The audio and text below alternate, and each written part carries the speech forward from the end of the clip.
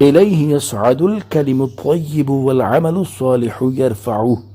ترجمہ کنز عرفان، پاکیزہ کلام اسی کی طرف بلند ہوتا ہے اور نیک عمل کو وہ بلند کرتا ہے۔ والذین یمکرون السیئات لہم عذاب شدید، اور وہ لوگ جو برے مکر و فریب کرتے ہیں ان کے لیے سخت عذاب ہے۔ وَمَكْرُ أُولَئِكَ هُوَ يَبُورُ، اور ان کا مکر و فریب برباد ہوگا۔ تفسیر صراط الجنان، الیہ یصعد الکلم الطیب، پاکیزہ کلام اسی کی طرف بلند ہوتا ہے، یعنی پاکیزہ کلام اس کی قبولیت اور رضا کے محل تک پہنچتا ہے۔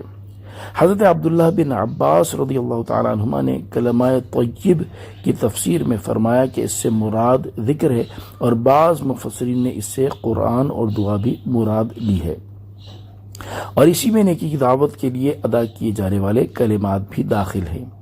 والعمل الصالح یرفعہ، اور نیک عمل کو وہ بلند کرتا ہے۔ نیک کام سے مراد وہ عمل اور عبادت ہے جو اخلاص سے ہو، اور آیت کے اس حصے کا ایک معنی یہ ہے کہ کلمہ طیبہ عمل کو بلند کرتا ہے، کیونکہ توحید اور ایمان کے بغیر عمل مقبول نہیں۔ دوسرا معنی یہ ہے کہ نیک عمل کو اللہ تعالیٰ رفعت قبول عطا فرماتا ہے۔ تیسرا معنی یہ ہے کہ نیک عمل کرنے والے کا مرتبہ بلند کرتے ہیں، تو جو عزت چاہے اس پر لازم ہے کہ نیک عمل کرے۔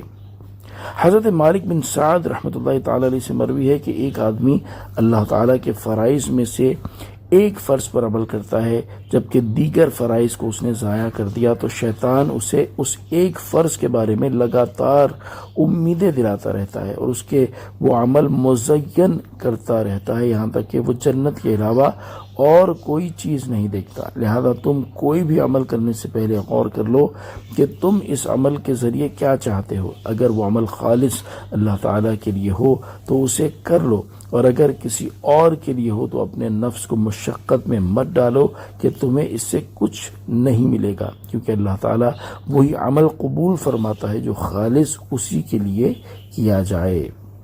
والذین یمکرون السیئات، اور وہ لوگ جو برے مکر و فریب کرتے ہیں۔